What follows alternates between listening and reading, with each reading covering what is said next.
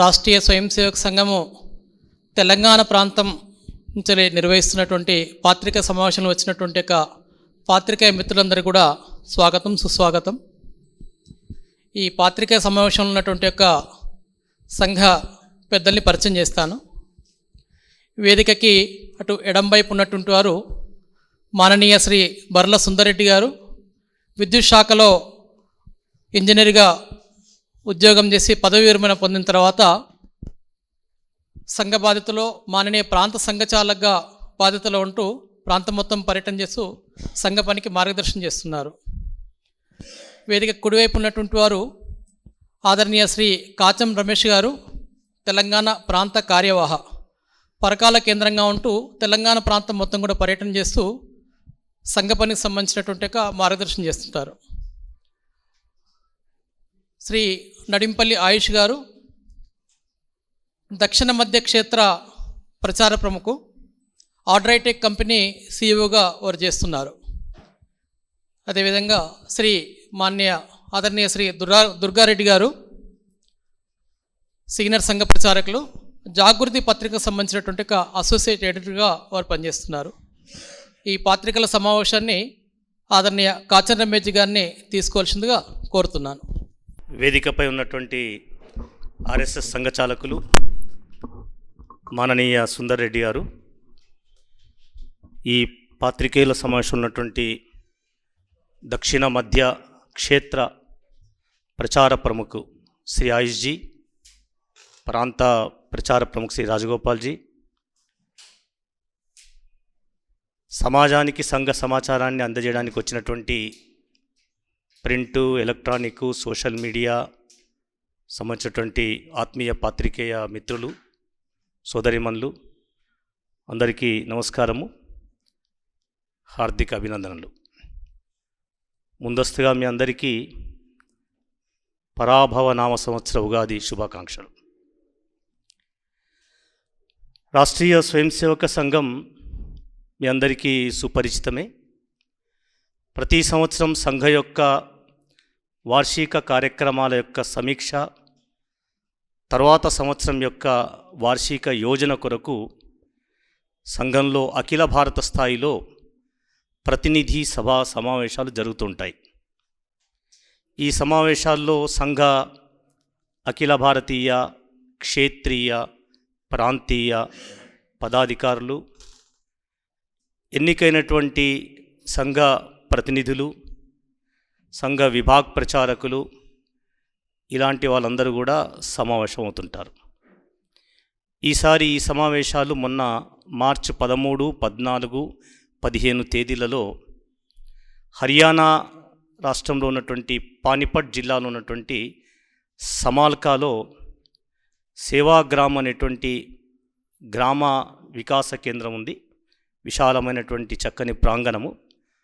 ఆ ప్రాంగణంలో 3 రోజుల పాటు నిర్వహించబడ్డాయి. ఇందులో రాష్ట్రీయ స్వయం సేవక సంఘ సరసంఘ చాలకులు పరమ పూజనీయ మోహన్ రావు భాగవత్జీ ముఖ్య అతిథిగా, రాష్ట్రీయ స్వయం సేవక సంఘం యొక్క ప్రధాన కార్యదర్శి శ్రీ దత్తాత్రేయ హోసబలే గారు అధ్యక్షతన ఈ సమావేశాల్లో 1438 మంది యావత్ భారతదేశంలోని అన్ని ప్రాంతాలు, అన్ని జిల్లాల నుంచి పాల్గొన్నారు. ఈసారి సమావేశం యొక్క ఒక ముఖ్యమైన విశేషం ఏంటంటే, రాష్ట్రీయ స్వయం సేవక సంఘం ప్రారంభించి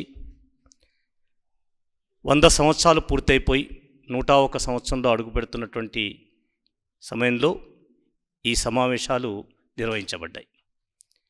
మీ అందరికీ తెలుసు, గత సంవత్సరము సంఘ శతాబ్ది పురస్కరించుకొని విజయదశమి నుండి ప్రారంభించి రాబోయేటువంటి విజయదశమి వరకు సంఘము అనేక రకాలైనటువంటి సమాజంలో ఉండేటువంటి అన్ని వర్గాల దగ్గరికి, అన్ని శ్రేణుల దగ్గరికి వెళ్ళడానికి వివిధ రకాలైనటువంటి కార్యక్రమాలు యోజన చేసిన విషయం మీకు తెలుసు.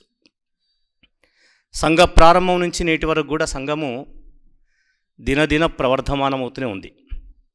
సంఘ కార్యక్రమము, అక్కడ వచ్చినటువంటి వివిధ ప్రాంతాలు ఇచ్చినటువంటి నివేదికలు, వీటి ఆధారంగా చూసినట్లయితే ఆర్ఎస్ఎస్ అంటే శాఖ, ప్రధానంగా సంఘం అంటే శాఖ అని చెప్తుంటాం.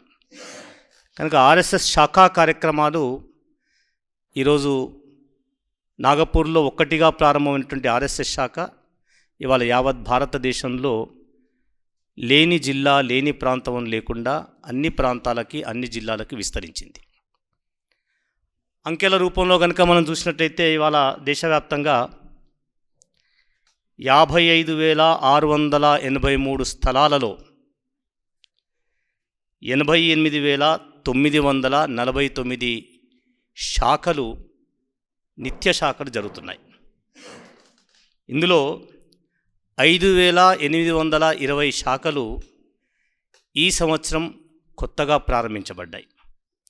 ఒకే సంవత్సరంలో 5,000 శాఖలు పెరగడం అనేటువంటిది ఇది మామూలు ప్రగతి కాదు, చాలా గొప్ప ప్రగతి. అనేక కార్యక్రమాల ఒత్తిడి ఉన్నప్పటికీ కూడా ఆర్ఎస్ఎస్ యొక్క మౌలిక కార్యమైనటువంటి శాఖ మీద ఏమాత్రము దృష్టి మరల్చకుండా సంఘ శాఖ కార్యక్రమాలను కూడా ఈ సంవత్సరం విస్తృతంగా పెంచడం జరిగింది. ఇవి కాకుండా వారానికి ఒకసారి జరిగేటువంటి శాఖ ఉంటుంది, సాప్తాహిక్ అంటుంటారు. అవి 32,606 అవి జరుగుతున్నాయి. అలాగే నెలకొకసారి జరిగేటువంటి కార్యక్రమాలు 13,211. ఇలా దాదాపుగా ఇవన్నీ కలిపితే 1,00,000 కేంద్రాలలో సుమారుగా సంఘ శాఖా కార్యక్రమం సాప్తాహిక మండలి పేరుతో జరుగుతున్నాయి. తెలంగాణ ప్రాంతంలో కూడా సంఘ కార్యక్రమం వేగంగా ముందుకు వెళ్తున్నది. తెలంగాణ ప్రాంతంలో 2,112 స్థలాలలో 3,492 శాఖలు ప్రస్తుతం జరుగుతున్నాయి. గత సంవత్సరంతో పోలిస్తే 375 శాఖలు అనేక రకాలైనటువంటి ఇంతకుముందు చెప్పినట్టుగా అనేక కార్యక్రమాల పనుల ఒత్తిడిలో కూడా 375 శాఖలు తెలంగాణ ప్రాంతంలో కూడా పెరిగాయి. తెలంగాణ ప్రాంతంలో వారానికి ఒకసారి జరిగేటువంటి సాప్తాహిక కేంద్రాలు 337, నెలకొకసారి జరిగేటువంటి సంఘ మండలి కేంద్రాలు 69. అయితే ఈ సంవత్సరము సంఘ కార్యవిస్తరణలో ప్రధానంగా అనుకున్నటువంటి అంశం ఏంటంటే ఉపమండలాల వరకు, అంటే మనకు ప్రభుత్వం యొక్క మండలం ఉంది, రెవెన్యూ మండలం. ఈ రెవెన్యూ మండలాన్ని సంఘము పని వికేంద్రీకరణ దృష్టిలో పెట్టుకొని కిందికి వేగంగా వెళ్ళడం దృష్ట్యా ఒక్కొక్క రెవెన్యూ మండలాన్ని 3-4 ఉపమండలాలుగా విభజన చేసుకోవడం జరిగింది. ఒక 6-7 గ్రామాలు కలిపి ఒక కేంద్రము, ఒక క్లస్టర్ అంటుంటాం. ఆ కేంద్రానికి సంఘ శాఖలు విస్తరించాలి అనేటువంటిది ఒక లక్ష్యం. అలా తెలంగాణ ప్రాంతంలో అలాంటి ఉపమండలాలు 1,616 చేయడం జరిగింది. ఇందులో 1,329 ఉపమండలాల్లో అంటే 79.82 అంటే సుమారుగా 80% ఉపమండలాల వరకు ఆర్ఎస్ఎస్ శాఖలు విస్తరించినాయి. ఇందులో కొత్తగా ఈ సంవత్సరమే ప్రారంభమైనటువంటివి 85 ఉపమండలాలు. మిగిలినటువంటి ఉపమండలాల్లో కూడా మిగతా 20% ఉపమండలాల్లో కూడా ఒక 5-6% మినహాయిస్తే మిగిలిన 15% ఉపమండలాల్లో వారానికి ఒకసారో నెలకొకసారో వివిధ రకాలైనటువంటి సంఘ కార్యక్రమాలు జరుగుతున్నాయి. అలాగే నగరాలు, సిటీస్ ఉంటాయి, కార్పొరేషన్స్ ఉంటాయి, మున్సిపాలిటీస్ ఉంటాయి. ఇలాంటి చోట కింది వరకు సంఘం వెళ్ళడానికి వీలుగా 10,000 జనాభాను ఒక యూనిట్గా బస్తీ అని అంటుంటాము. అలా బస్తీ విభజన చేయడం జరిగింది. తెలంగాణ ప్రాంతంలో 1,501 బస్తీ ఉన్నాయి. ఈ 1,501 బస్తీలో ప్రస్తుతం 1,244 బస్తీలలో ఆర్ఎస్ఎస్ శాఖలు జరుగుతున్నాయి. అంటే ఇది గత సంవత్సరంతో పోలిస్తే 112 బస్తీల్లో కొత్తగా ప్రారంభమైంది. మొత్తం శాతం ప్రకారంగా చూసినట్లయితే 83% ఈరోజు నగరాల్లో ఉన్నటువంటి బస్తీల్లో సంఘ కార్యక్రమాలు జరుగుతున్నాయి. ఆ రకంగా చూసినట్లయితే దాదాపుగా 1,501 బస్తీల్లో ప్రత్యక్షంగా ఏదో పనుల నిత్య శాఖ లేకపోవచ్చు, కానీ మిగతా బస్తీల్లో కూడా అనేక రకాలైనటువంటి వివిధ కార్యక్రమాలు కూడా జరుగుతున్నాయి.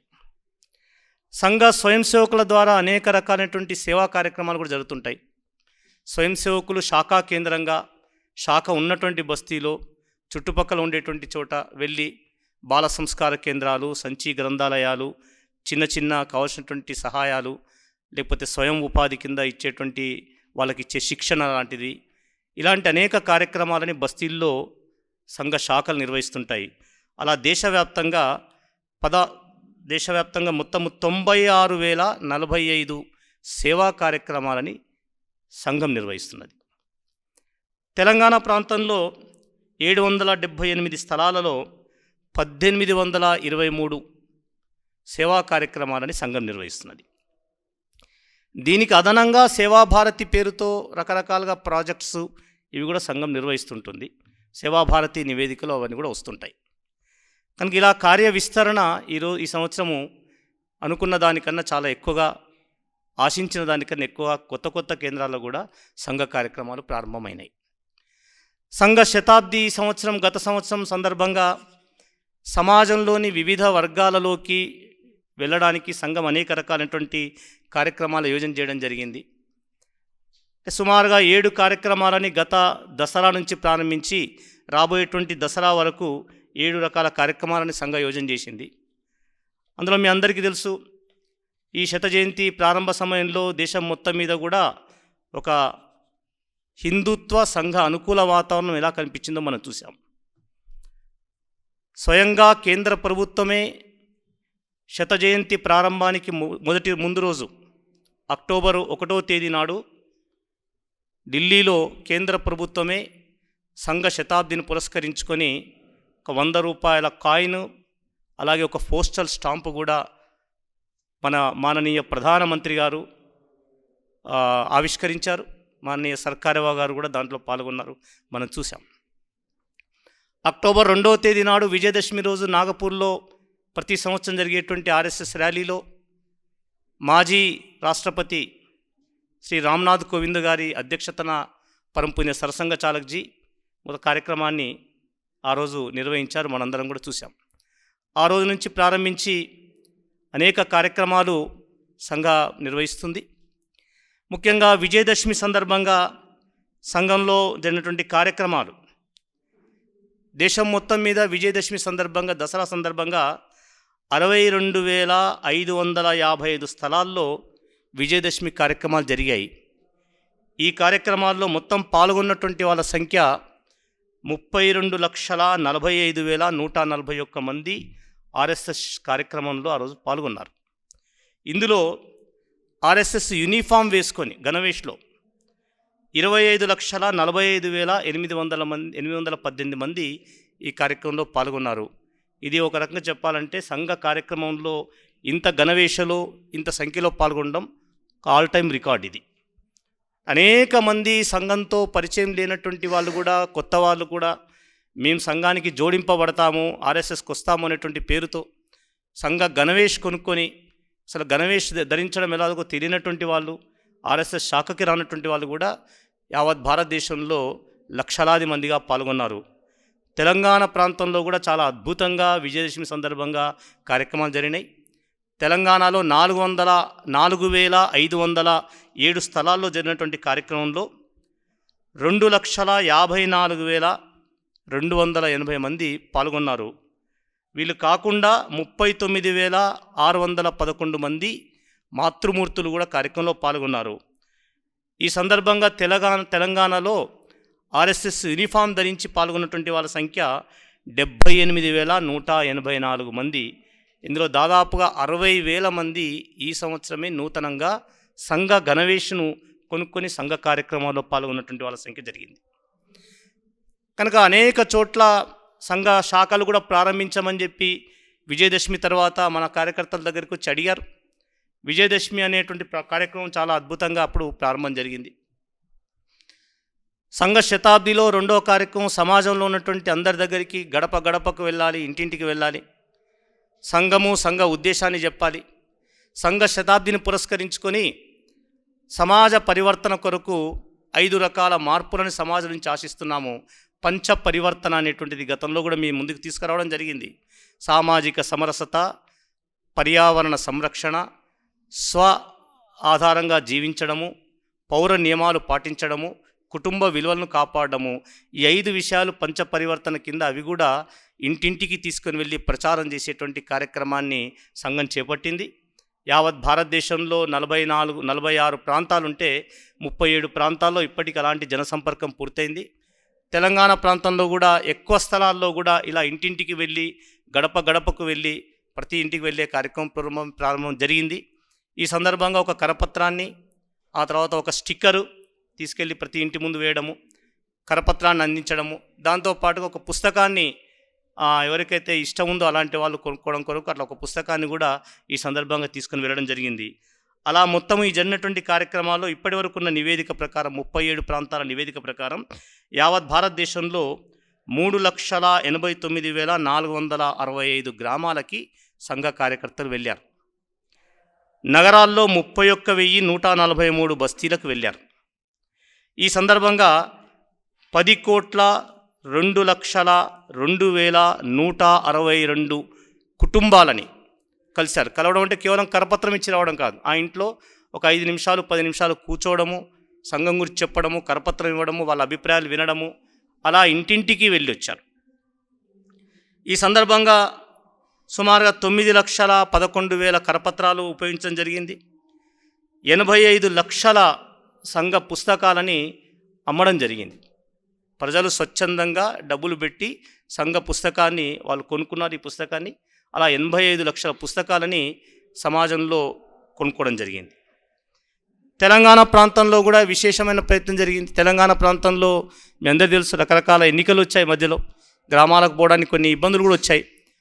అయినప్పటికీ కూడా ఎన్నికలు పూర్తయిన తర్వాత ఎన్నికల ముందు మిగిలినటువంటి సమయంలో సాధ్యమైనంత వరకు మన స్వయం సేవకులు ప్రయత్నం చేశారు. అలా తెలంగాణ ప్రాంతంలో 8,166 గ్రామాలలో ఈ జనసంపర్క అభియాన్ జరిగింది. నగరాల్లో 1,504 బస్తీలు ఉన్నాయని ఇంతకుముందు మీకు చెప్పాను. ఈ 1,504 బస్తీలలో కూడా ఇంటింటికి వెళ్ళొచ్చారు. ఈ సందర్భంగా తెలంగాణలో 24,98,347 సుమారుగా 25 లక్షల కుటుంబాలని సంపర్కం చేయడం జరిగింది. ఒక కుటుంబంలో 4, 3, 5 అలా ఉంటారు. అలా 25 లక్షల కుటుంబాలని మనం సంపర్కం చేశాం. ఈ సందర్భంగా 29 లక్షల కరపత్రాలను, 1,30,000 పుస్తకాలను అమ్మకం చేశాము. 29 లక్షల కరపత్రాల వితరణ జరిగింది. దీంట్లో సుమారుగా 10,800 జట్లు, అంటే ఒక్కొక్క జట్టులో 5 కార్యకర్తలు ఉంటారు. కొన్ని చోట్ల 6 మంది 8 మంది కూడా ఉన్నారు, కొన్ని చోట్ల 4 కూడా ఉండొచ్చు, అంటే ఒక్కొక్క టీంలో.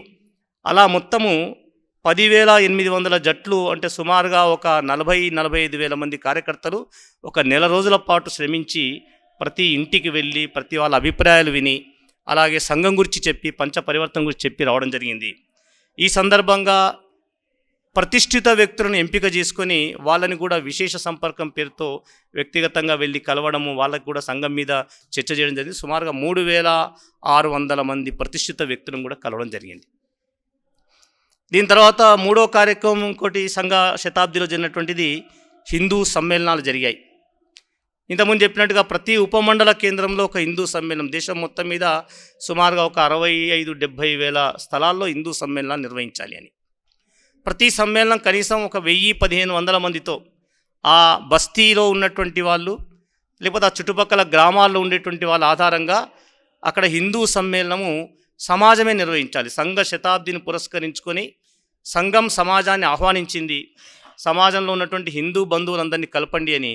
కనుక అనేక చోట్ల స్థానికంగా స్వాగత సమితిలు ఏర్పడి హిందూ సమ్మేళనాలు నిర్వహించారు. ఇంకా మన తెలంగాణ ప్రాంతంలో రేపు ఏప్రిల్లో ప్రారంభం కాబోతున్నాయి. మార్చి 25 తర్వాత నుంచి, అంటే ఇంకొక వారం రోజుల తర్వాత ప్రారంభం కాబోతున్నాయి. దేశంలో కొన్ని స్థలాల్లో జరిగిన దాని యొక్క నివేదిక చెప్తాను. 46 ప్రాంతాలు ఉంటే 37 ప్రాంతాల్లో హిందూ సమ్మేళనాలు జరిగాయి. ఈ హిందూ సమ్మేళనాలు దేశం మొత్తం మీద ఇప్పటివరకు 23,143 గ్రామీణ క్షేత్రంలో, 13,905 నగర క్షేత్రంలో, దాదాపుగా 43,000 స్థలాలలో ఇప్పటికి హిందూ సమ్మేళనం జరిగింది. ఈ 43,000 స్థలాలు కలిపి 3,49,35,211 మంది, అంటే దాదాపుగా 3,50,00,000 మంది ఈ సమ్మేళనాల్లో పాల్గొన్నారు. ఈ సమ్మేళనాల్లో పాల్గొనడానికి ప్రత్యేక వాహనం ఏర్పాటు ఏముండదు, ప్రత్యేక మిగతాది ఏముండదు. స్వచ్ఛందంగా సమాజం పాల్గొన్నటువంటిది.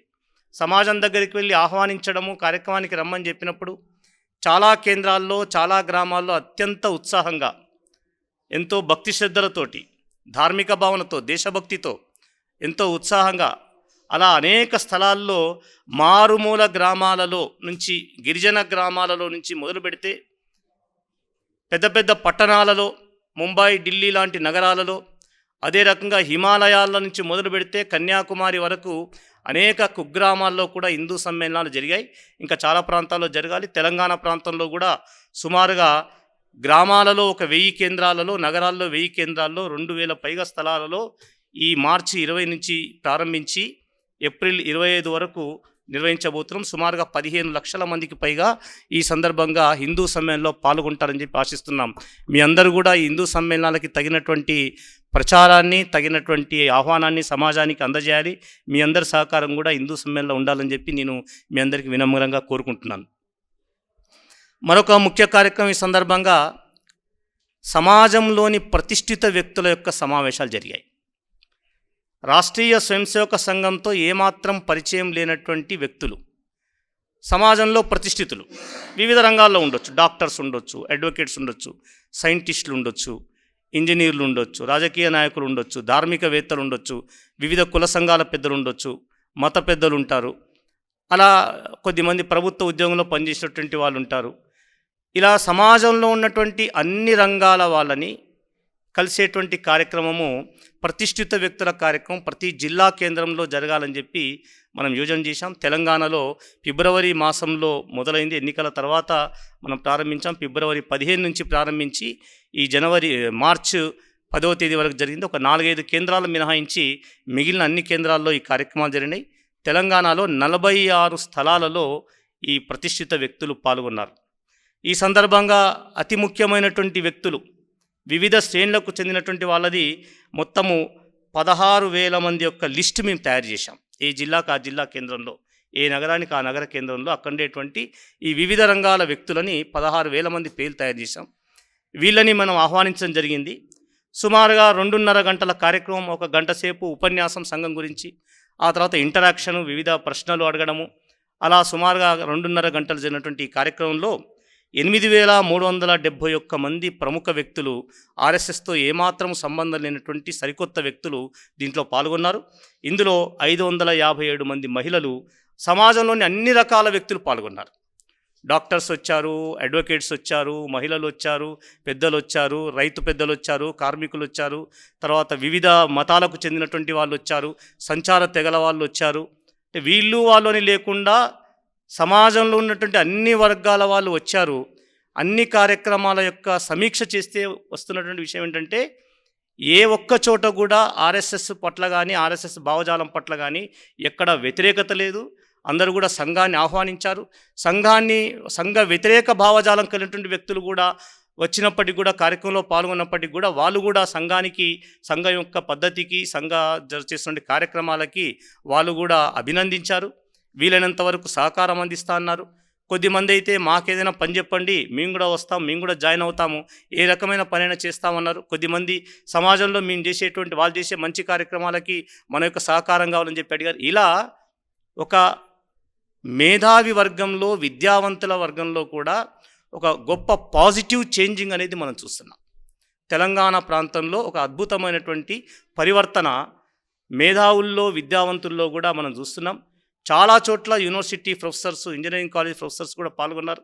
సంఘం పట్ల, సంఘ భావజాలం పట్ల చాలా ముగ్ధులైపోయి కార్యక్రమం విని, తర్వాత వాళ్ళకు తెలియనటువంటి అనేక విషయాలు తెలుసుకొని సంఘ కార్యక్రమానికి మేము కూడా జోడింపబడతామని చెప్పి రావడం అనేటువంటిది ఒక గొప్ప విశేషమైన కార్యక్రమం.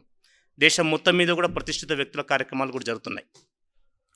ఈ సంఘ శతాబ్దిలో ప్రముఖంగా చెప్పుకోదగినటువంటి కార్యక్రమం ఏంటంటే, రాష్ట్రీయ స్వయంసేవక సంఘం యొక్క చీఫ్, సరసంఘ చాలక్ అంటుంటాం, పరమ పూజనీయ డాక్టర్ మోహన్ రావు భాగవత్జీ దేశం మొత్తం మీద 24-25 కేంద్రాల్లో వారు పర్యటన చేశారు. విస్తృతమైన పర్యటన చేశారు.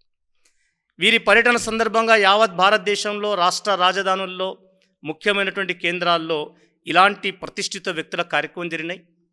ముఖ్యంగా 4 కేంద్రాలు, ఢిల్లీ, ముంబై, బెంగళూరు, కలకత్తాలో అతి ముఖ్యమైనటువంటి వ్యక్తుల్ని కార్యక్రమంలో పిలిచారు. మీరు కూడా మీడియాలో చూసి ఉంటారు, తర్వాత రకరకాల సోషల్ మీడియాలో కూడా మీరు చూసి ఉంటారు.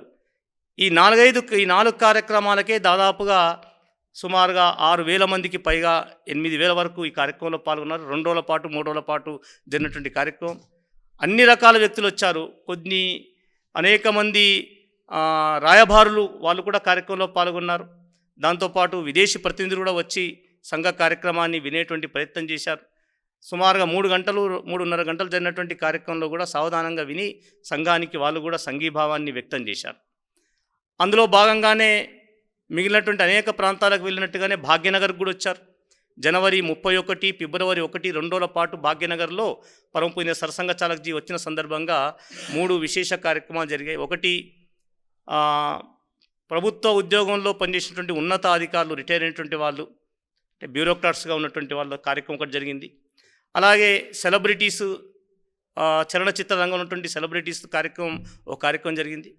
దీంతోపాటు భాగ్యనగర్లో ఉన్నటువంటి ముఖ్యమైనటువంటి వివిధ శ్రేణులకు చెందినటువంటి వ్యక్తుల కార్యక్రమం జరిగింది. దీంట్లో ఈ కార్యక్రమాలు 3 కూడా చాలా చక్కగా జరిగినాయి. 1300 మందికి పైగా ఈ వివిధ శ్రేణుల యొక్క ప్రముఖుల కార్యక్రమంలో పాల్గొన్నారు. 18 సంచార తెగల వ్యక్తులు కూడా పాల్గొన్నారు. వివిధ మతాలకు చెందినటువంటి వాళ్ళు పాల్గొన్నారు. సామాజిక నాయకులు అనేక మంది పాల్గొన్నారు. వాళ్ళతో పాటుగా ఇక్కడ ఉన్నటువంటి సైంటిస్టుల నుంచి ప్రారంభిస్తే విద్యావేత్తల వరకు అన్ని రకాల వ్యక్తులు పాల్గొన్నారు. సెలబ్రిటీస్ కార్యక్రమంలో కూడా చాలా చక్కగా కార్యక్రమం జరిగింది. అలాగే ఈ ప్రభుత్వ ఉద్యోగుల పదవీ విరమణ చేసినటువంటి వాళ్ళ కార్యక్రమంలో 235 మంది పాల్గొన్నారు. వీళ్ళందరూ కూడా ఉన్నత స్థాయిలో ప్రభుత్వంలో పనిచేసినటువంటి వాళ్ళు. అందరిలో కూడా ఆ తర్వాత వాళ్ళు వ్యక్తం చేసిన అభిప్రాయము, తర్వాత మాకు పంపించినటువంటి సమాచారంలో వాళ్ళ సోషల్ మీడియాలో వాళ్ళు షేర్ చేసిన దాని ప్రకారంగా చూసినట్లయితే వీళ్ళందరూ కూడా సంఘ కార్యంతో జోడించుకోవడానికి ఇష్టంగా ఉన్నారు. దాంతోపాటు ఇలాంటి కార్యక్రమంలో వాళ్ళు పాల్గొన్నందుకు వాళ్ళు గర్విస్తున్నామని చెప్పి కూడా ప్రకటించుకున్నారు. అలా ఒక అద్భుత కార్యక్రమం భాగ్యనగర్లో కూడా సరసంఘ చాలక్జీ కార్యక్రమం సందర్భంగా జరిగింది. సంఘ శతాబ్దిని పురస్కరించుకొని ఈ రంగము ఆ రంగం అని లేదు, సమాజంలో ఉండేటువంటి అన్ని రంగాల్లో కార్యక్రమం జరిగింది. ఇప్పుడు ఛత్తీస్గఢ్కు వెళ్ళినట్లయితే కుగ్రామాలు బస్తర్ జిల్లాలో గ్రామ్ చర్చ అనేటువంటి పేరుతో 1500 గ్రామాల్లోకి ఇంటీరియర్ విలేజ్లోకి వెళ్ళి సంఘము సభా కార్యక్రమం నిర్వహించింది. హర్యానా పెద్ద క్రీడాకారుల కేంద్రం, అందుకని హర్యానాలో ఉన్నటువంటి అనేక మంది క్రీడాకారులు, వివిధ క్రీడలకు సంబంధించినటువంటి వాళ్ళు, అనేక అవార్డులు వచ్చినటువంటి వాళ్ళు, అలాంటి వాళ్ళందరికీ కలిపినటువంటి క్రీడాకారుల సమావేశం జరిగింది. ముంబైలో అతిపెద్ద యూనివర్సిటీలలో, తర్వాత పెద్ద విద్యా కేంద్రాల్లో యుద్ధం పేరుతోటి అనేక మంది విద్యార్థులని, తర్వాత హయ్యర్ ఎడ్యుకేషన్లో ఉన్నటువంటి విద్యార్థులను కలిసేటువంటి కార్యక్రమం జరిగింది.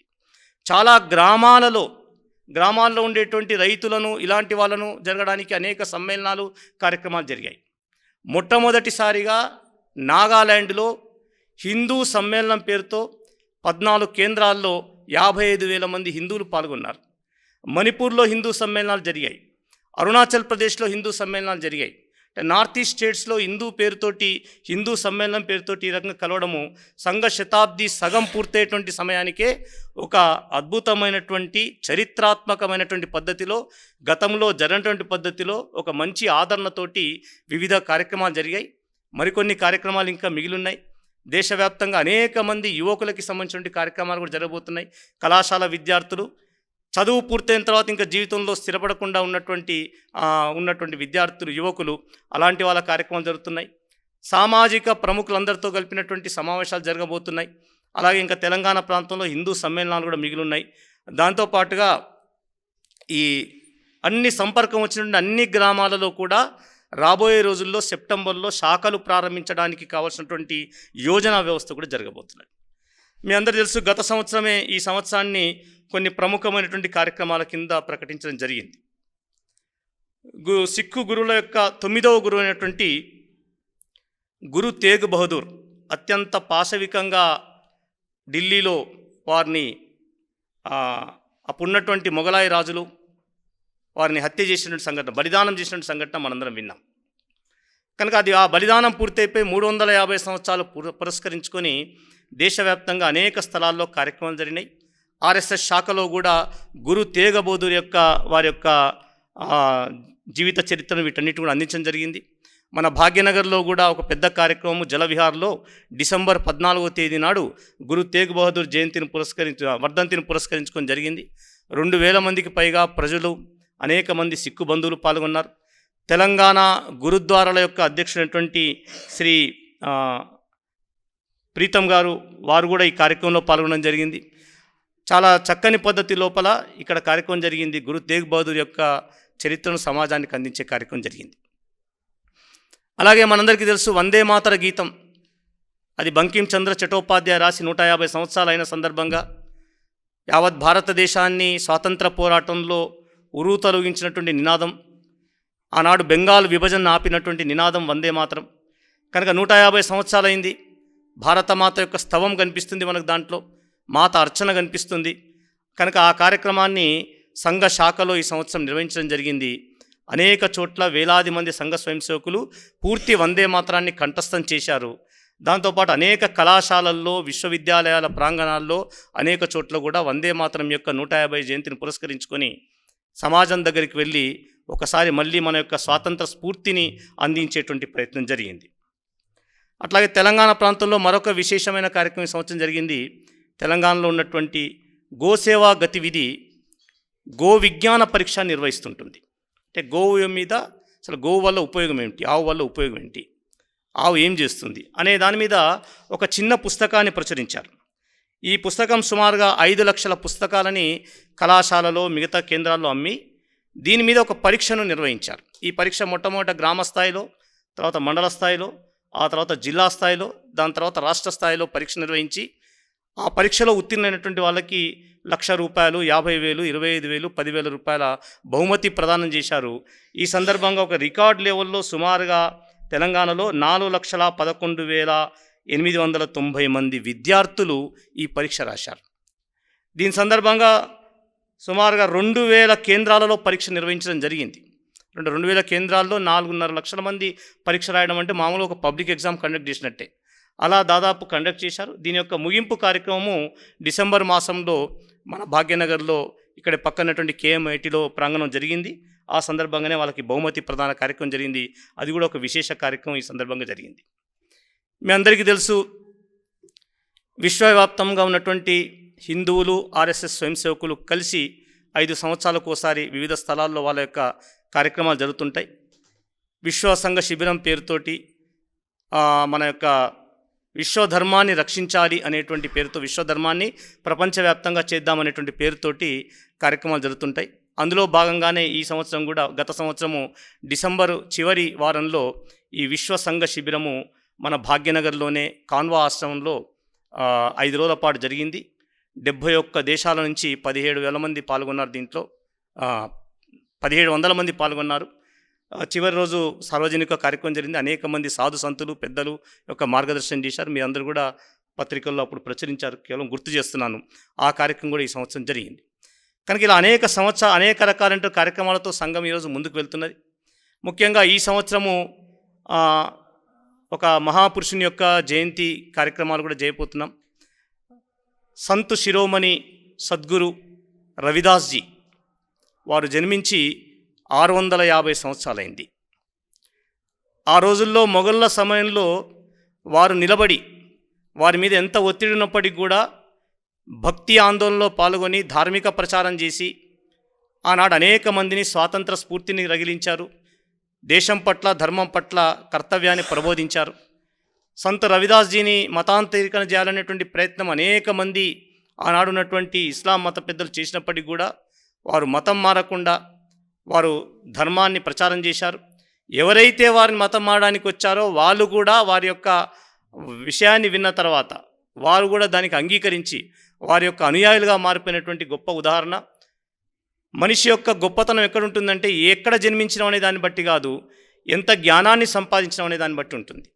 జన్మతః కాదు, గుణతః ఉంటుంది అనేటువంటి విషయాన్ని ప్రచారం చేసినటువంటి సంత్ రవిదాస్జీ ఆనాడు ఉన్నటువంటి కాశీ మహారాజ్ ఆయన యొక్క శిష్యుడు. భక్త మీరాబాయి, శ్రీకృష్ణుని యొక్క భక్తులు అంటే మీరాబాయి అనే శిష్యుడు.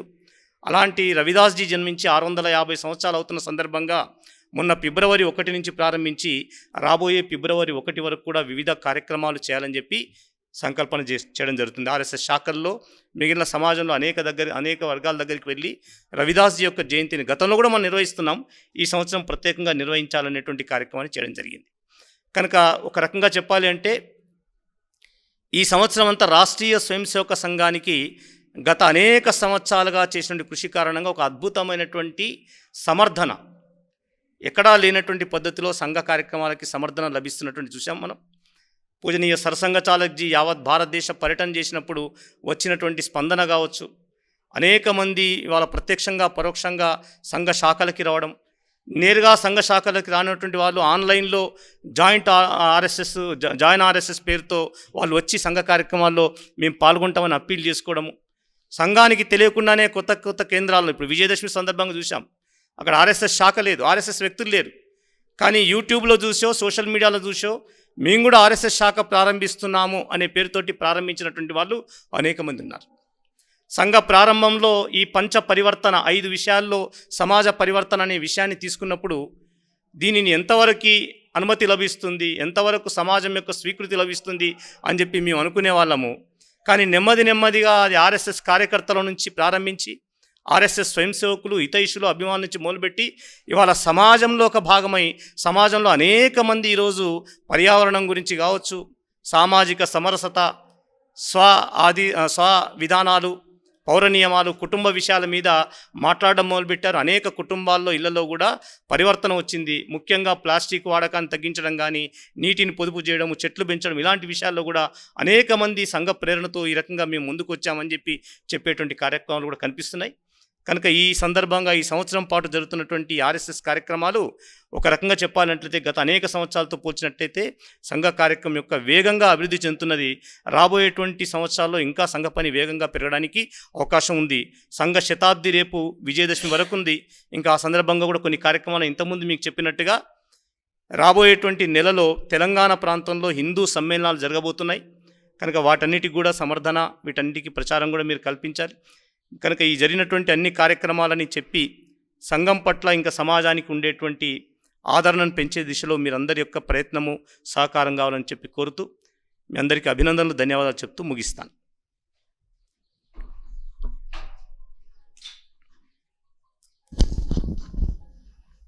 వారు మాట్లాడిన విషయాలపై మీరు ఏదైనా ప్రశ్నలు అడగాలనుకుంటే వారిని వెంటనే అడగవచ్చు.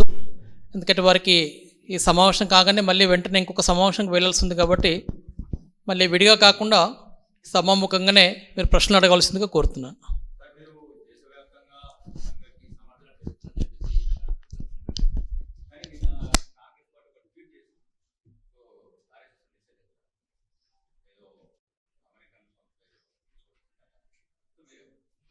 నిషేధించాలి అని ఎప్పుడు అంటారు? పెరుగుతున్నప్పుడే అంటారు.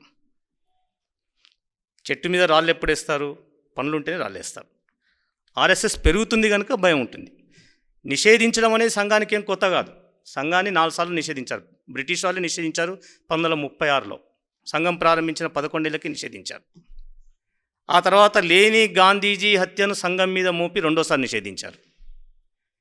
1975లో సంఘాన్ని నిషేధించిన తర్వాత మళ్ళీ సంఘం పైన నిషేధాన్ని తొలగించి ఆ తర్వాత శ్రీమతి ఇందిరాగాంధీ అనుకున్నారు చాలా పొరపాటు చేసిన అని చెప్పి భావించింది. 92లో కూడా నిషేధించారు. కనుక నిషేధించాలి అని అనుకున్నట్లయితే నిషేధించడానికి ఆగిపోయేటువంటిది కాదు. సంఘం ఏదో ఒక నలుగురితో ఏదో ఒక గ్రామంలో ఒక చోట ఉన్నట్టు ఇది ఒక మహా ఉద్యమం. ఇది సమాజంలో అంతర్భాగం అనేటువంటిది. ఎక్కడ నిషేధిస్తారు మీరు? అసలు నిషేధించడానికి మీరెవరు? మీరు ఎక్కడున్నారు కనుక నిషేధిస్తారు? మీ అస్తిత్వం ఎక్కడుంది కనుక నిషేధిస్తారు? కనుక ఇది కొన్నిసార్లు వాళ్ళ అవసరం కోసం మాట్లాడుతుంటారు. ఎవరైతే నిషేధించమని చెప్పారో వాళ్ళు గతంలో కూడా నిషేధించి భంగపడ్డారు, పొరపాటైందన్నారు. 49లో గాంధీజీ హత్య చెప్పినప్పుడు నిషేధించినటువంటి వాళ్ళే ఆ తర్వాత పొరపాటైందని చెప్పి ఒప్పుకొని మళ్ళీ చేయమనేటువంటి మాటలు మాట్లాడారు. 75లో రాజకీయ అవసరం కోసం నిషేధించారు.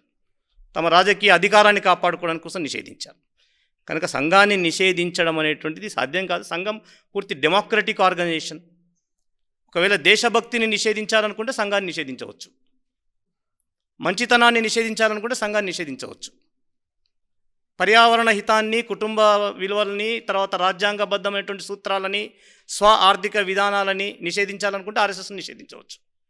ఏ కారణం మీద ఆర్ఎస్ఎస్ నిషేధిస్తారు? ఆర్ఎస్ఎస్ చేసినటువంటి తప్పేమిటి? కనుక ఇదేదో వాళ్ళ రాజకీయ అవసరం కోసం మాట్లాడుకునేటువంటి విషయాలు ఉండొచ్చు. కనుక సంఘము ఎక్కడ ఉంది, మిగతా వాళ్ళు ఎక్కడ? నేను అనేక కార్యక్రమాల్లో పాల్గొన్నప్పుడు ఒక చోటికి వెళ్ళినప్పుడు ఒక మిత్రుడు అడిగాడు. ఇంతకుముందే చెప్పాను, ప్రతిష్ఠిత వ్యక్తి కార్యక్రమాలు చాలామంది వచ్చారు. ఆర్ఎస్ఎస్తో ప్రారంభించబడినటువంటి సంస్థలు 100 సంవత్సరాలు దాటిన సంస్థలు ఉన్నాయి. ఆర్ఎస్ఎస్కు 100 ఏళ్ళైంది. 100 ఏళ్ళు దాటిన సంస్థలు ఉన్నాయి. కాంగ్రెస్ పార్టీ ఆర్ఎస్ఎస్ కన్నా 36 సంవత్సరాల ముందు ప్రారంభించబడింది. మరి ఆ సంస్థ యొక్క సిద్ధాంతాలను పాటించే వ్యక్తులు ఎంతమంది ఉన్నారు, ఆ సంస్థల యొక్క విస్తరణ ఎంతవరకు ఉన్నది, ఆర్ఎస్ఎస్ యొక్క సిద్ధాంతాలు పాటించే వాళ్ళు ఎంతమంది ఉన్నారు, ఆర్ఎస్ఎస్ విస్తరణ ఎంతమందికి ఉన్నారు? నేను చెప్తున్న మాట కమ్యూనిస్ట్ నాయకుడు అడిగాడు. 100 ఏళ్లలో మీ సిద్ధాంతాలు పాటించే వాళ్ళు దేశం మొత్తం మీద లక్షలాది మంది తయారయ్యారు, ఇవాళ మా సిద్ధాంతాలు కనిపిస్తూనే లేవు, కారణం ఏంటని చెప్పి అడిగారు. కనుక ఇవాళ వాళ్ళు ప్రశ్నించుకోవాలి. నిషేధిస్తే ఆగేటువంటి సంస్థ సంఘం కాదు.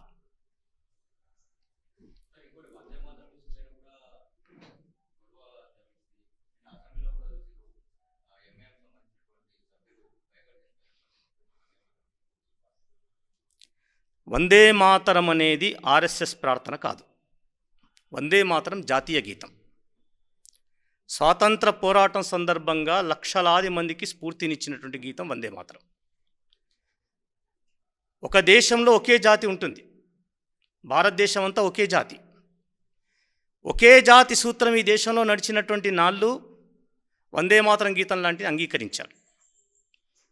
వందే మాతరంలో ఉండేటువంటి వందే మాతరం అంటే అర్థం ఏంటి? మాత నీకు వందనం, ఓ తల్లి నీకు నమస్కారం అన్నట్టు. వందే మాతరంలో చెప్పబడిన విషయాలు ఏంటి? భారతదేశం యొక్క గొప్పతనం చెప్పబడింది. సుజలమైనటువంటి దేశము, సుఫలమైన దేశము, సస్యశ్యామలమైనటువంటి దేశము, కోటి కోటి మంది ప్రజలు స్తుతించేటువంటి దేశము, దుర్గామాత అని చెప్పి పాడారు. ఈ దేశం ఒక మట్టి ముద్ద కాదు, ఈ దేశం ఒక భారతమాత యొక్క సజీవ సాక్షాత్కారం అని చెప్పారు. మీ అందరికీ తెలుసో తెలియదు, వందే మాతర గీతం రాసినటువంటి 10-12 ఏళ్ల తర్వాత వందే మాతర గీతం ప్రాచుర్యంలోకి వచ్చింది. ఎందుకు? 1905లో లార్డ్ కర్జన్ బెంగాల్ విభజన చేశాడు. బెంగాల్ విభజన అక్కడి ప్రజలు ఒప్పుకోలేదు.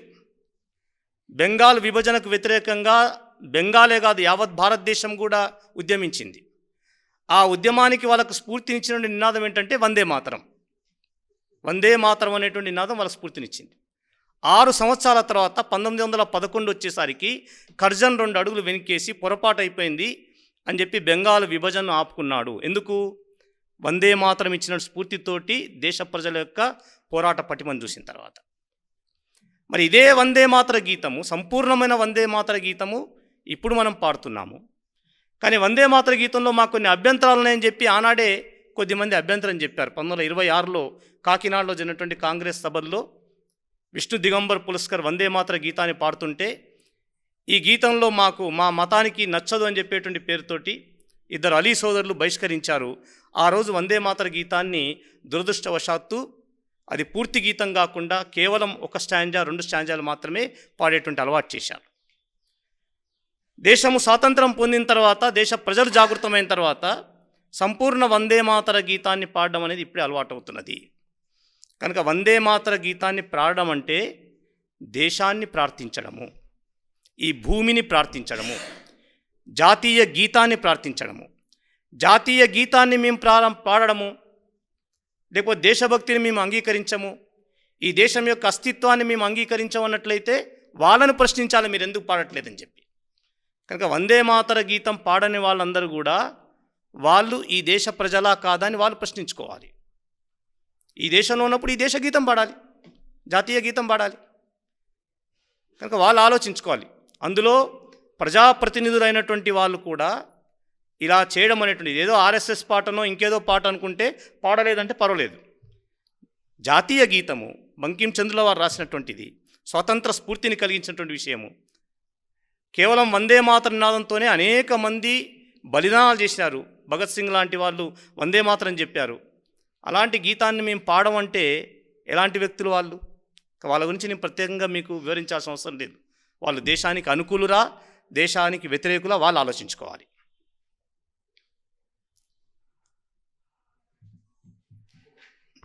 సంస్థాగతంగా కొన్ని మార్పులు జరిగినాయన్నారు, వాటి గురించి వివరిస్తారా? రాష్ట్రీయ స్వయం సేవక సంఘం 1925లో ప్రారంభించినప్పటి నుంచి ఇప్పటి వరకు 100 ఏళ్లలో కాలానుగుణంగా అనేక రకాలైన మార్పులు చేసుకుంటూ వచ్చింది. పెద్ద విశేషం ఏం కాదు, ఇది ఒక సహజమైనటువంటి మార్పు. ఒకప్పుడు దేశం మొత్తం మీద సంఘము 5 క్షేత్రాల్లో ఉండేది. దేశం మొత్తం మీద సుమారుగా ఒక 20-22 ప్రాంతాలుగా ఉండేది. ఎలా అయితే సంఘ కార్యక్రమం పెరుగుతుందో అలా కార్యాన్ని ఇంకా ఎక్కువగా దృఢీకరించడానికి కానీ పటిష్టీకరించడానికి విస్తరించడానికి వీలుగా చిన్న చిన్న క్షేత్రాలని సంఘం చేస్తూ వచ్చింది మొదటి నుంచి కూడా. అంటే వికేంద్రీకరణ, పని అంతా కేంద్రీకరణ కావడం వల్ల ఇన్ని కార్యక్రమాలు ఇన్ని శాఖలు నడపడం కష్టమవుతుంది కనుక వికేంద్రీకరణ చేశారు. ఒకానొకప్పుడు 1990 వరకు తెలంగాణ ఆంధ్రప్రదేశ్ కలిపి ఒకటే రాష్ట్రంగా ఉండేది. అలాంటి తెలంగాణ ఆంధ్రప్రదేశ్ కలిపి ఆంధ్ర ప్రాంతం అని చెప్పేవాళ్ళం. అప్పుడు 90లో ఆర్ఎస్ఎస్ శాఖలు 1800 అయినప్పుడు కనుక 1800 శాఖలు ఒకే నాయకత్వంలో కష్టం కనుక 2 ప్రాంతాలు చేయాలనే పేరుతోటి తూర్పు ఆంధ్రప్రదేశ్ పశ్చిమ ఆంధ్రప్రదేశ్ పేరుతోటి అప్పుడు 2 ప్రాంతాలు చేసి అప్పటి నుంచి 90 నుంచి 2014 వరకు అదే పద్ధతిలో సుమారుగా 25 సంవత్సరాల పాటు సంఘ శాఖలు కొనసాగినాయి. ఆ తర్వాత 2014లో తెలంగాణ ఏర్పడిన తర్వాత అందరి రాకపోకలు వీటిని సులభాన్ని దృష్టిలో పెట్టుకొని కార్యక్రమాల యొక్క దీన్ని దృష్టిలో పెట్టుకొని అప్పుడు ఆంధ్రప్రదేశ్ తెలంగాణ అనేటువంటి ప్రాంతాలతో మళ్ళీ రీఆర్గనైజ్ చేయడం జరిగింది. కనుక ఇట్లా సందర్భం వచ్చినప్పుడు జిల్లాలను ప్రాంతాలను విభాగులను వీటన్నిటిని కూడా విస్తరించడం అనేటువంటిది సంఘం యొక్క పరిపాటి. సుమారుగా ఒక 8-10 ఏళ్ల వరకు సంఘ శాఖలు 55,000 అలా జరుగుతుండేది 2018-19 వరకు కూడా. ఇప్పుడు సంఘ శాఖలు వేగంగా పెరుగుతున్నాయి. మీ అందరికీ ఇంతకుముందే మేము చెప్పిన నివేదిక ప్రకారం 89,000 శాఖలు జరుగుతున్నాయి. కనుక ఇన్ని శాఖలని ఇప్పుడు ఉన్నటువంటి 46 ప్రాంతాల ఆధారంగా నిర్వహణ యోజన చేయడం కష్టం. రెండవది ఇప్పుడు ఉండేటువంటి అనేక మంది కొత్త వాళ్ళు సంఘానికి జోడించబడుతున్నారు కనుక కార్యం యొక్క వికేంద్రీకరణ చేయాలనే ఉద్దేశంతో ఈ 46 ప్రాంతాలుగా ఉన్నటువంటి వీటిని మొత్తం కూడా 85 ప్రాంతం అనే పదం లేకుండా సంభాగ్ అనేటువంటి పేరుతోటి 85 సంభాగులుగా చేయాలనేటువంటిది సంఘ యొక్క నిర్ణయం. నిన్న జరిగిన అక్కడ ప్రతినిధి సభలో అందరు కార్యకర్తలు చర్చించి అలా నిర్ణయం చేశారు. కనుక 85 సంభాగులుగా 9 క్షేత్రాలు, కొన్ని ప్రాంతాలు కలిపి ఒక క్షేత్రం ఉంటుంది. అలా 9 క్షేత్రాలుగా సంఘ కార్యక్రమాలు జరగాలి అనేటువంటి ఉంది. కనుక ఇంతకుముందు ప్రాంతం అనేవాళ్ళు ఇప్పుడు సంభాగ్ అంటారు. కనుక ఇంతకుముందు ప్రాంతాలు దేశవ్యాప్తంగా మనకున్న 26 రాష్ట్రాలు కావచ్చు, కానీ దాన్ని 46 ప్రాంతాలుగా సంఘం విభజన. ఇప్పుడు కేరళ ఉందనుకోండి, కేరళ దక్షిణ, కేరళ ఉత్తర, అట్లాగే కర్ణాటక ఉత్తర తర్వాత దక్షిణ పేరుతోటి ఇలా తమిళనాడు అలా 2 ప్రాంతాలుగా ఉంది. కనుక ఇలా మొత్తం కలిపి సుమారుగా దేశంలో ఉన్నటువంటి జనాభాను మిగతా శాఖల్ని ఆధారంగా తీసుకొని ఒక 85 సంభాగాలుగా విభజన చేసింది. ఈ 85 సంభాగాల ఆధ్వర్యం లోపల సంఘ కార్యక్రమాలు జరగబోతాయి. ఇదంతా అంతర్గతంగా సంస్థాగతంగా ఉండే విషయం. దీనివల్ల పెద్దగా బయటకేముండదు. కానీ సంఘ కార్యక్రమం ప్రాంతం అనే చోట సంభాగాన్ని అంటుంటాము. అలా సహజంగా జరిగేటువంటి ప్రక్రియ ఎప్పుడు కూడా జరుగుతూనే ఉంటుంది. కాకపోతే ఈసారి మా గొప్ప విషయం ఏంటంటే కార్యకర్తలందరికీ మేము చెప్పాల్సిన అవసరం లేకుండానే మాకన్నా ముందే పత్రికలు సమాజానికి అందించే కనుక కొద్దిగా ఎక్కువ ప్రచారం జరిగిందంతే. జీ కార్యకలాపాలు జరుగుతున్నాయి. తర్వాత ఉగ్రవాద కేంద్రాలుగా మదర్సాలు ఏర్పాటు అయినాయి, అదే కేంద్రాలుగా నడుస్తున్నాయి. దానిపైన మీ స్పందన?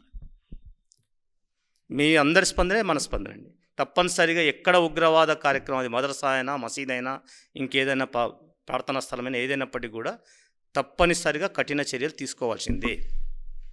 ఏ ఉగ్రవాద కార్యకలాపాన్ని ఏ రకంగా జరిగినా, ఏ పద్ధతిలో జరిగినా, అది యూనివర్సిటీ ప్రాంగణంలో జరిగినా, మదరసాలో జరిగినా, దేవాలయంలో జరిగినా, ఎక్కడ జరిగినా అంగీకారయోగ్యం కాదు. చట్టబద్ధంగా ప్రభుత్వం దాని పట్ల తప్పనిసరిగా చర్యలు తీసుకోవాల్సిందే. దాన్ని ఉక్కుపాదంతో అణిచివేయాల్సిందే. ఏమాత్రం కూడా దయాదక్షిణ లేకుండా అణిచివేయాల్సిందే. దేశం యొక్క అస్తిత్వం కేవలం మన దేశమే కాదు, యావత్ ప్రపంచంలో కూడా ఉగ్రవాదం యొక్క మూలాలు ఉండడానికి వీల్లేదు. ప్రపంచ శాంతి ఉండాలి అన్నట్లయితే ఉగ్రవాదంతో సాధ్యం కాదు. ఉగ్రవాద సిద్ధాంతాన్ని నమ్మినట్టు అనేక మంది కూడా దాన్ని వదిలిపెట్టారు. కనుక ఉగ్రవాదం అనేది ఏ రూపాన కూడా ఏ స్థలంలో కూడా ఉండడానికి వీల్లేదు. దాన్ని అందరం కూడా నిర్ద్వందంగా ఖండిస్తాం.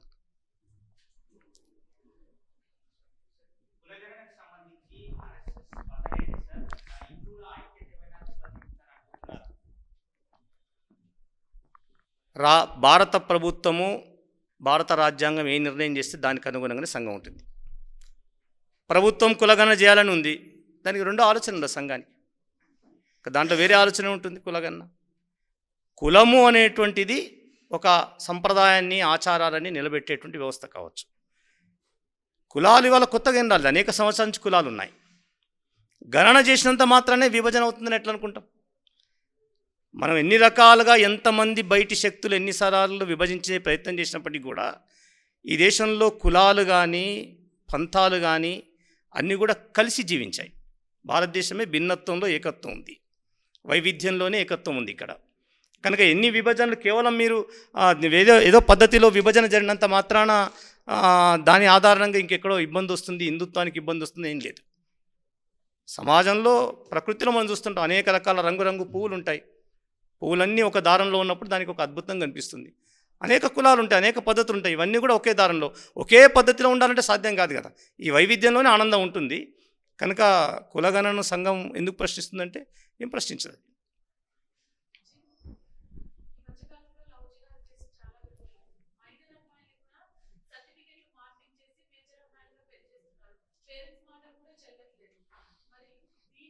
కోసం లేదా దీన్ని అడ్డుకోవడానికి, ఎందుకంటే హిందుత్వం ఉండాలి అంటే హిందూ సమాజం నుంచే రావాలి. ఈరోజు హిందూ సమాజంను ఈ అమ్మాయి ద్వారా విచ్ఛిన్నం చేస్తున్నారు కాబట్టి ఎలా కాపాడుకోవాలంటారు వాటిని? ఇది కేవలం ఒక ఆర్ఎస్ఎస్ చేస్తే సాధ్యం కాదు. సమాజంలోని అందరూ కూడా దీంట్లో భాగస్వామ్యం కావాలి. సమస్త హిందూ సమాజం కూడా ఆలోచించాలి. ప్రతి కుటుంబంలో ఉండేటువంటి తండ్రి తల్లి కూడా ఆలోచించాలి. ఇదేదో కేవలం ఒకరిద్దరి సమస్య కాదు. ఇవాళ దేశంలో అనేక రకాలైనటువంటి అనేక కుటుంబాల్లో ఈరోజు అత్యంత భయానకమైన పద్ధతులు జరుగుతుంది. ఒక గొప్ప విషయం ఏంటంటే ఇది జరుగుతుందనేటువంటి విషయము చట్టబద్ధంగా, పోలీస్ పరంగా, పత్రికల పరంగా, సినిమా పరంగా కూడా సమాజం దృష్టికి వచ్చింది. కనుక ఇంకా జాగ్రత్త పడాల్సినటువంటి అవసరం ఉంది. జాగ్రత్త పడడం కేవలము కాలేజీలో ఇక్కడే కాదు. ఈ జాగ్రత్త ఎక్కడి నుంచి ప్రారంభం కావాలంటే కుటుంబాల నుంచి ప్రారంభం కావాలి. మన ఇంట్లో ఉన్నటువంటి పిల్లలు ఏ సంస్కృతిలోకి వెళ్తున్నారు, ఎలా జీవిస్తున్నారు అనే విషయము కుటుంబం నుంచే ప్రారంభం కావాలి. కనుక అలాంటి ప్రయత్నం చేయడానికి కూడా సంఘం రకరకాల ప్రయత్నాలు చేస్తుంది. సంఘం ఏదైనా సమాజంలో చైతన్యం తీసుకొచ్చే ప్రయత్నం చేస్తుంది. కనుక అనేక మంది సమాజంలో సంఘంతో పాటుగా వివిధ సంస్థల ద్వారా కూడా ప్రయత్నం జరుగుతుంది. అయితే ఇంకా చాలా వేగంగా జరగాలి. ముఖ్యంగా మన యొక్క మహిళలు, మిగతా కళాశాలలో ఉన్నటువంటి విద్యార్థులు, వీళ్ళందరినీ కూడా ఇంకా ఎక్కువ చైతన్యం చేయాల్సిన అవసరం అయితే ఉంది.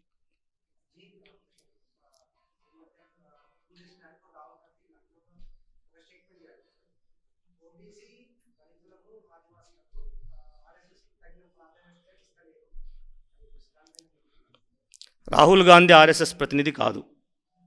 ఆర్ఎస్ఎస్లో ఎవరున్నారో అనే లెక్కలు అనేది తెలియదు. ఆర్ఎస్ఎస్లో ఎంతమంది ఉన్నారో అనేది తెలియదు. ఆర్ఎస్ఎస్ గురించి రాహుల్ గాంధీ మాట్లాడితే లెక్క ఎట్లా అవుతుంది? ముందు ఆర్ఎస్ఎస్లోకి వచ్చి రాహుల్ గాంధీని కార్యక్రమంలో పాల్గొనండి, సంఘ శిక్షణ పొందమనండి, సంఘ శాఖల్లోకి రమ్మనండి, సంఘాన్ని చూడమనండి, అందులో ఎవరున్నారో తెలుస్తుంది. ఓబీసీలు ఉన్నారా, షెడ్యూల్డ్ క్యాస్ట్ ఉన్నారా, షెడ్యూల్డ్ ట్రైబ్ ఉన్నారా, గిరిజనులు ఉన్నారా, సంఘములో ఉన్నటువంటి వివిధ వర్గాలు, వివిధ వ్యక్తులు. సంఘం అంకెలు తీసుకోదు, ఇంకా ఏ సంస్థలు కూడా కనిపించదు. ఎవరైనా బయటి వాళ్ళు వెళ్ళి వివిధ సంస్థలను ఆర్ఎస్ఎస్ను కనుక వాళ్ళు ఎవరైనా కనుక సర్వే చేసినట్లయితే నిజాలు బయటకు వస్తాయి. సంఘంలో కులం చెప్పుకోం, ఏ కులం అనేది తెలియదు. కనుక ఇందులో ఆర్ఎస్ఎస్లో ఓబీసీలు ఉన్నారా, ఎవరున్నారంటే ఆయనకి ఎట్లా చెప్పగలుగుతారు? కనుక వాళ్ళు ఏదో రాజకీయం కోసం మాట్లాడుతూ ఉంటారు. ఇది ఇవాళ కాదు, గతంలో అనేక సార్లు కూడా అన్నారు. మాట్లాడడానికి వచ్చిన వాళ్ళు కూడా దాన్ని, ఆ విషయాన్ని ఎక్కడ కూడా వాళ్ళు రుజువు చేయలేకపోయారు. ఎందుకంటే ఒక దశలో 1934లో వార్ధాలో జరుగుతున్నటువంటి శిబిరానికి పక్కనే ఉన్నటువంటి ఆశ్రమం నుంచి మహాత్మా గాంధీజీ వచ్చారు. 2000 మంది ఆర్ఎస్ఎస్ శిబిరంలో పాల్గొంటున్నారు. గాంధీజీ అడిగారు, ఇందులో ఎవరన్నా షెడ్యూల్డ్ క్యాస్ట్ ఉన్నారని అడిగారు. మాకు తెలియదు, అందరూ హిందువులమే. సంఘంలో ఎవరిని అడిగినా మీది ఏ కులం అంటే హిందువులు అని చెప్తారు. మేము పలాని కులం అని చెప్పారు. సాధారణంగా హిందుత్వం వచ్చిన వాళ్ళు అదే మాట చెప్తారు. కనుక ఎవరు చెప్పలేదు. గాంధీజీ అనుకున్నారు, అయ్యో ఇంత పెద్ద దాంట్లో ఎవరు హరిజనులు లేరా అని చెప్పి గాంధీజీ అనుకున్నారు. కానీ ఆ తర్వాత ఆయన వ్యక్తిగతంగా ఎంక్వైరీ చేస్తే దాంట్లో చాలామంది హరిజనులు కూడా ఉన్నది తెలిసింది. ఆడ హరిజనులు ఉన్నారా లేకపోతే ఇంకెవరు ఉన్నారో అనేటువంటిది సంఘం లెక్కలు తీసుకోదు ఎప్పుడు కూడా. ప్రతి వ్యక్తి నేను హిందువునని భావించి వస్తుంటాడు. కనుక రాష్ట్రీయ స్వయం సేవక సంఘం ఇన్ని లక్షల్లో కోట్లలో పెరుగుతున్నది, ఇన్ని గ్రామాల్లో పెరుగుతున్నది అంటే ఓబీసీలు, షెడ్యూల్డ్ క్యాస్టు, షెడ్యూల్డ్ ట్రైబు లేకుండా పెరగలుగుతుందా? కనుక ఈ దేశంలో ఉన్న ప్రతి గ్రామంలో, ప్రతి వర్గంలో సంఘం ఉన్నది. ప్రతి అనేక మంది వ్యక్తులు కూడా ఉన్నారు. కాకపోతే మనం లెక్కేయమట్లా. 1939లో డాక్టర్ బాబాసాహెబ్ అంబేద్కర్ పూనాలో జరిగిన సంఘ శిక్షా వర్గంలో పాల్గొన్నారు. ఆయన మాట్లాడారు. కులము తర్వాత హిందుత్వం ఆధారంగా మాట్లాడారు. ఆర్ఎస్ఎస్ శాఖలో ఒక చోట ఆయన మహారాష్ట్రలో పాల్గొన్నారు. అంబేద్కర్ గారు కూడా చెప్పారు. కనుక సంఘము ఏ కులాల్లో ఈ కులం ఉన్నారా లేదా అనేటువంటి లెక్కలు మనం ఎప్పుడు తీయలేదు. కనుక ఆ అవసరం కూడా పడలేదు. వాళ్ళు ఏదో రాజకీయంగా మాట్లాడుతుంటారు.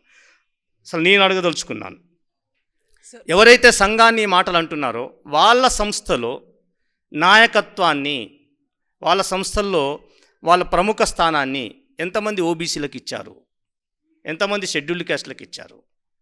సంఘాన్ని విమర్శించేటువంటి కమ్యూనిస్టులు కానీ, మిగిలినటువంటి ఇప్పుడు మీరు చెప్పినటువంటి నాయకులు కానీ, వీళ్ళు ఎంతమంది వాళ్ళ రాజకీయ అధికారం లేనప్పుడు ఓబీసీలు గుర్తుకొస్తారు, రాజకీయ అధికారం లేనప్పుడు ఎస్సీలు గుర్తుకొస్తారు, కానీ మిగతా సమయాల్లో కనుక అది కేవలం ఒక రాజకీయ ఆరోపణ మాత్రమే. ఇంకెవరున్నారండి? తెలంగాణలో చేసిన చెప్పండి. తెలంగాణలో చేసిన వివిధ కార్యక్రమాల్లో పెద్దగా జనాలతో మాట్లాడిన అంశం ఏదైనా ప్రత్యేకమైన సమస్య వారు మీతో డిస్కస్ చేయడం కానీ అలా ఏదైనా జరిగిందా? ఏమా తెలంగాణలో జరిగిన కార్యక్రమాల్లో కార్యక్రమాల్లో మీరు జనాలతో మాట్లాడినప్పుడు వాళ్ళు పెద్దగా ఏదైనా ఎత్తి మాట్లాడిన, మీ దృష్టి తెచ్చుకొచ్చిన సమస్య ఏదైనా, దాని గురించి ఏదైనా కొంచెం మాట్లాడగలుగుతారా? ప్రత్యేకంగా ఫలాని సమస్య నేను రాలేదు, కానీ వచ్చినటువంటి వాళ్ళందరూ కూడా హిందుత్వాన్ని, సంఘాన్ని సంపూర్ణంగా సమర్థిస్తూ మాట్లాడారు. చాలా చోట్ల చాలామంది ఆయా గ్రామాల్లో జరుగుతున్నటువంటి హిందూ కార్యక్రమాలను పెంచమని అడిగారు. ధార్మిక కార్యక్రమాలు ఇంకా పెరిగితే బాగుంటుందన్నారు. కుటుంబ విలువలు చెప్పినప్పుడు మా కుటుంబంలో కూడా రండి, మా కుటుంబంలో కూడా నేర్పించండి అన్నారు. పర్యావరణం గురించి చెప్పినప్పుడు వాళ్ళలో కూడా ఎంత మార్పు వచ్చిందని చెప్పారు. అలాగే పౌర హక్కుల గురించి చెప్పినప్పుడు ఒక గ్రామంలో సంఘ స్వయం సేవకులు పౌర హక్కుల గురించి చెప్తున్నారు, చిన్న చిన్న సూత్రాలు చెప్తున్నారు. మీరందరూ కూడా ప్రతి రాజ్యాంగ నియమాన్ని పాటించాలి, ప్రభుత్వం పెట్టి నియమాన్ని పాటించాలి, హెల్మెట్ పెట్టుకోమంటుంది, హెల్మెట్ పెట్టుకోవాలి అని చెప్పారు. చెప్పగానే ఒక ఊర్లో ఒక ఆమె బోర్న ఏడ్చేసింది. ఆమె ఏముందంటే, మీరు ఒక 6 నెలల ముందు వస్తే మీరు హెల్మెట్ పెట్టుకోమని అప్పుడే కనుక చెప్పుంటే మా పిల్లవాడు, మా కొడుకు పెట్టుకునేవాడు, అతను హెల్మెట్ పెట్టుకునేటువంటి కారణంగా యాక్సిడెంట్లో చనిపోయాడు అని చెప్పి ఆమె ఏముందంటే, నేను కూడా మీతో పాటు వచ్చి ఈ గ్రామంలో యువకులందరికీ హెల్మెట్ పెట్టుకోండి, ప్రభుత్వం యొక్క సూచనలు పాటించండి అని నేను కూడా చెప్తానని చెప్పి ఆమె కూడా తిరిగింది. ఇలా మేము చెప్పినటువంటి అనేక విషయాలకు ఏకీభవించి మాతో వచ్చిన వాళ్ళు స్థానికంగా ఉండేటువంటి కొన్ని సమస్యలు, దేవాలయ సమస్యలు, లేకపోతే మతం మార్పిడిలు, తర్వాత లవ్ జిహాద్కు సంబంధించిన విషయాలు, అక్కడ జరుగుతున్నటువంటి ముఖ్యంగా ఈ గ్రామాల్లో జరుగుతున్నటువంటి నిషా మత్తు మందు సంబంధించిన విషయాలు, డ్రగ్ మాఫియా విషయాలు, ఇలాంటివి అక్కడ స్థానికంగా ఉండేటువంటి చర్చకు వచ్చాయి. స్థానికంగా ఉండేటువంటి పెద్దలు కూడా దీన్ని మేము పరిష్కారం చేయాలి, మా గ్రామాన్ని కాపాడుకోవాలని కూడా చాలా చోటు చెప్పారు. అంతకుమించి వెళ్ళి గాంధీ భవన్ వేదికగా మనువాదం గురించి మాట్లాడుతూ ఒక ప్రత్యేకంగా ఒక అగ్రకులంగా చెప్పబడేటువంటి ఒక కులాన్ని కించపరుస్తూ మాట్లాడడం అనేది, అన్ని వర్గాల ఓట్లను పొందిన వ్యక్తి, రాజ్యాంగపరమైన చట్టసభలో ఉన్న వ్యక్తి ఇలా మాట్లాడడంపై మీరేమంటారు? మీరే చెప్తున్నారు, అన్ని వర్గాల నుంచి ఎన్నికైన వ్యక్తి, రాజ్యాంగబద్ధంగా ఎన్నికైన వ్యక్తి. రాజ్యాంగబద్ధంగా ఎన్నికైనటువంటి వ్యక్తి రాజ్యాంగ సూత్రాలకు వ్యతిరేకంగా ఒక సమాజాన్ని, ఒక కులాన్ని, ఒక పద్ధతిని విమర్శించవచ్చా? ఇది రాజ్యాంగబద్ధ సూత్రమా? ఇక్కడ ఉన్నటువంటి అనేక ప్రాంతాలని, భాషలను, జాతులను, అనేక కులాలని సమానంగా గౌరవించమని రాజ్యాంగం చెప్తున్నది. అతని యొక్క అవగాహన ఎంత, అతని ఆలోచన ఎంత, అతనిలో సంతులనం ఎంత ఉంది అనేటువంటి విషయం అర్థమవుతున్నది. నేను కేవలం ఏదో ఒక మతానికి సంబంధించినటువంటి నాయకుడిగానే ఆయన అనుకున్నాడా తెలియదు మనకు. చివరికి ఏదో క్షమాపణ చెప్పాడని కూడా విన్నాను నేను. మరి సరే, ఏదో ఆవేశంలో మాట్లాడి ఉంటాడు కనుక ఆయన అర్థం చేసుకొని క్షమాపణ చెప్పుంటాడు, సంతోషము. కానీ ఎప్పుడైనా గుర్తుపెట్టుకోండి, ఏ కులాన్ని కించపరచడమైనా తప్పే, ఏ మతాన్ని కూడా కించపరచడం అంగీకారయోగ్యం కాదు, రాజ్యాంగ సూత్రాలకు విరుద్ధము. రాజ్యాంగ ప్రతినిధులుగా ఉన్నటువంటి వ్యక్తులు, ప్రజాప్రతినిధులుగా ఉన్నటువంటి వ్యక్తులు ఒక మాట మాట్లాడేటప్పుడు వాళ్ళ యొక్క నాలుక మీద నియంత్రణ పెట్టుకోవాల్సినటువంటి అవసరం ఉంటుంది. లేకపోతే దానికి సంఘం ఏం చెప్పలేదు, ప్రభుత్వం కూడా ఏం చెప్పలేకపోవచ్చు, కానీ సమాజమే దానికి సమాధానం చెప్తుంది. అలాంటి వ్యక్తులకు ఎప్పుడు ఎలా తీర్పు చెప్పాలో సమాజమే తీర్పు చెప్తుంది. చివరికి ఒక విషయం, కనుక సంఘ శతాబ్ది సందర్భంగా జరిగేటువంటి హిందూ సమ్మేళనాలు, కార్యక్రమాలకు కూడా మీరు తగినటువంటి ప్రాచుర్యాన్ని ఇవ్వండి. సంఘ కార్యక్రమాలు దీనికి కూడా సంబంధించినటువంటి జరుగుతున్న కార్యక్రమాలకు కూడా మీ ద్వారా సహకారాన్ని ఆశిస్తున్నాం. ఇంతసేపు పాల్గొన్నందుకు ధన్యవాదాలు మీ అందరికీ. రాష్ట్రీయ స్వయం సేవక్ సంఘం తెలంగాణ ప్రాంతము ఆహ్వానించగానే పాత్రికా సమావేశానికి వచ్చినటువంటి యొక్క పాత్రికేయ మిత్రులందరూ కూడా హృదయపూర్వకమైనటువంటి ధన్యవాదాలు. ఈ సమావేశము ఇంతటితో ముగిసిందని తెలియజేస్తున్నాం. ధన్యవాదాలు.